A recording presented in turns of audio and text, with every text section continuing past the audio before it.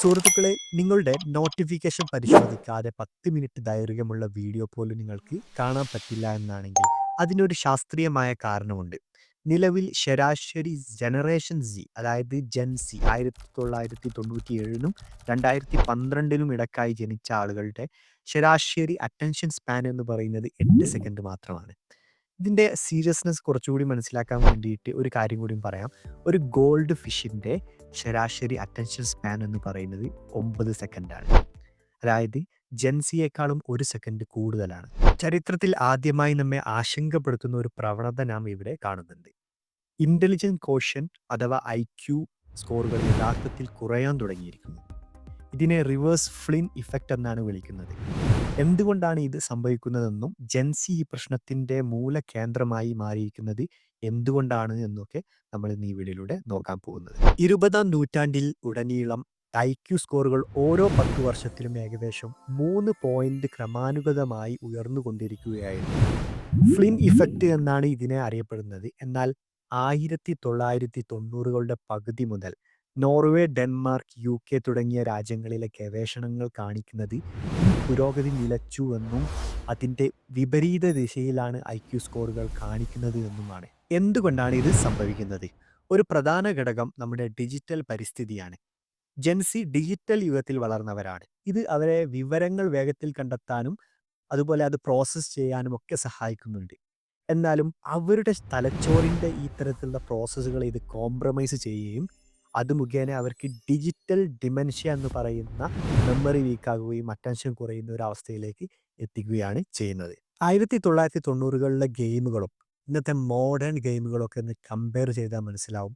പണ്ടത്തെ ഗെയിമുകളിൽ നമുക്ക് പ്രത്യേകിച്ച് ഹിൻറ്റുകളോ ട്യൂട്ടോറിയലുകളോ അല്ലെങ്കിൽ വഴി കാണിച്ചു തരുന്ന തിളങ്ങുന്ന സിമ്പലുകളോ അങ്ങനെയൊന്നുമില്ലായിരുന്നു. തീരെ യൂസർ ഫ്രണ്ട്ലി ആയില്ലായിരുന്നു.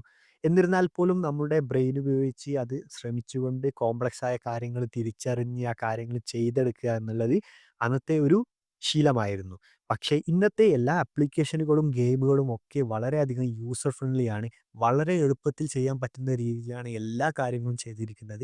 ഇതൊരു തരത്തിൽ നമുക്ക് ഗുണമാണെങ്കിൽ പോലും മറ്റൊരു തരത്തിൽ അത് നമ്മുടെ തലച്ചോറിനെ അടിമപ്പെടുത്തുകയാണ്. ഇത് നമ്മുടെ മെമ്മറിയെയും അറ്റൻഷനെയും മാത്രമല്ല ബാധിക്കുന്നത്. നമ്മുടെ ക്ഷമ, അച്ചടക്കം, തന്ത്രപരമായ ന്യായവാദം, പരിഹാരം കണ്ടെത്താനുള്ള കഴിവ്, ഇതിനെയെല്ലാം ഇത് ദുർബലപ്പെടുത്തുന്നുണ്ട്.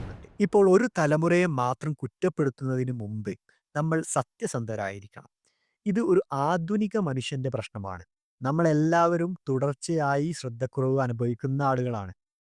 ഇതിനെക്കുറിച്ച് ചിന്തിക്കേണ്ടത് വളരെ ഇമ്പോർട്ടൻ്റ് ആണ്. 2004 ശരാശരി മുതിർന്നവർക്ക് 2.5 മിനിറ്റ് സ്ക്രീൻ ശ്രദ്ധ കേന്ദ്രീകരിക്കാൻ പറ്റുമായിരുന്നു. ഇന്ന് മുതിർന്നവർക്ക് പോലും ആ ശ്രദ്ധ വെറും 47 സെക്കൻഡായി കുറഞ്ഞു. അതിനുപരിയായിട്ട് നാം എല്ലാവരും മൾട്ടി ടാസ്കിങ്ങും ചെയ്യാൻ തുടങ്ങിയിരിക്കുകയാണ്. മൾട്ടി ടാസ്കിങ് ചെയ്യുന്നത് വഴി നമ്മുടെ ശ്രദ്ധ 40% കുറയുമെന്നാണ് പഠനങ്ങൾ പറയുന്നത്. നിങ്ങൾ ഒരു കാര്യം ചെയ്യുന്നതിൻ്റെ ഇടയ്ക്ക് ഇൻസ്റ്റാഗ്രാം പോലുള്ള സോഷ്യൽ മീഡിയ ഇടയ്ക്ക് ഉപയോഗിച്ച് കഴിഞ്ഞാൽ ഇത് നമ്മുടെ തലച്ചോറിലെ ന്യൂറൽ ആക്ടിവിറ്റിയെ പുനർക്രമീകരിക്കുന്നുണ്ട്. ഒരു ശ്രദ്ധ വ്യതിചലിച്ചതിന് ശേഷം വീണ്ടും മുമ്പത്തെ പ്രവർത്തനത്തിലേക്ക് വീണ്ടും പോകണമെന്നുണ്ടെങ്കിൽ, പൂർണ്ണമായും ആ സോണിലേക്ക് എത്തണമെന്നുണ്ടെങ്കിൽ ഏകദേശം 25 മിനിറ്റ് എടുക്കും. ഇത് നമ്മുടെ പ്രൊഡക്ടിവിറ്റിയെ കാര്യമായി ബാധിക്കുന്ന ഒരു കാര്യമാണ്. അപ്പോൾ ഇത് എങ്ങനെ പരിഹരിക്കാം? ഇവിടെ പരിഹാരം വളരെ സിമ്പിളാണ്. 1000-ലധികം ഇന്ത്യൻ വിദ്യാർത്ഥികളിൽ നടത്തിയ ഒരു വലിയ പഠനത്തിൽ പരിസ്ഥിതിക ഘടകങ്ങൾ, പ്രത്യേകിച്ചും വ്യായാമങ്ങൾ IQയിൽ വലിയ സ്വാധീനം ചെലുത്തുന്നുണ്ടെന്ന് കണ്ടെത്തിയിട്ടുണ്ട്. പ്രതിദിനം 60 മിനിറ്റ് വ്യായാമം ചെയ്യുമ്പോഴാണ് ഏറ്റവും പ്രധാനപ്പെട്ട മസ്തിഷ്ക നേട്ടങ്ങൾ സംഭവിക്കുന്നതെന്നാണ് പഠനങ്ങൾ കാണിക്കുന്നത്. വ്യായാമം തലച്ചോറിലേക്കുള്ള രക്തയോട്ടം വർദ്ധിപ്പിക്കുകയും ഗ്രേ മാറ്റർ നിർമ്മിക്കാൻ സഹായിക്കുകയും ചെയ്യുന്നു. ഗ്രേ മാറ്റർ എന്ന് പറയുന്നത് നമ്മുടെ തലച്ചോറിനെ വ്യക്തമായി ചിന്തിക്കാൻ സഹായിക്കുന്ന കോശങ്ങളാണ്. ഡിജിറ്റൽ ഡീടോക്സ് ചെയ്യുക എന്നതാണ് അടുത്ത ഇമ്പോർട്ടൻറ്റ് സ്റ്റെപ്പ്. ഡിജിറ്റൽ യൂസ് കുറയ്ക്കുക, അല്ലെങ്കിൽ അതിന് സാധിക്കാത്ത ആളുകൾക്ക് ഉപയോഗിക്കുന്നതിൻ്റെ ഇടയ്ക്കായിട്ട് 10 മുതൽ 15 മിനിറ്റ് ഇടവേള നൽകാൻ ശ്രമിക്കുക. അടുത്തത് മൾട്ടി ടാസ്കിങ് മൂലമുണ്ടാകുന്ന 40% വരുന്ന ബ്രെയിൻ ഡ്രെയിനേജ് ഒഴിവാക്കാൻ നോക്കുക. ഒരു സമയത്ത് ഒരു കാര്യത്തിൽ മാത്രം ശ്രദ്ധ കേന്ദ്രീകരിക്കുക. അപ്പോൾ ഈ വീഡിയോ ഉപകാരപ്പെട്ടു എന്ന് വിശ്വസിക്കുകയാണ്. അടുത്തൊരു വീഡിയോയിലൂടെ കാണാം. Good bye.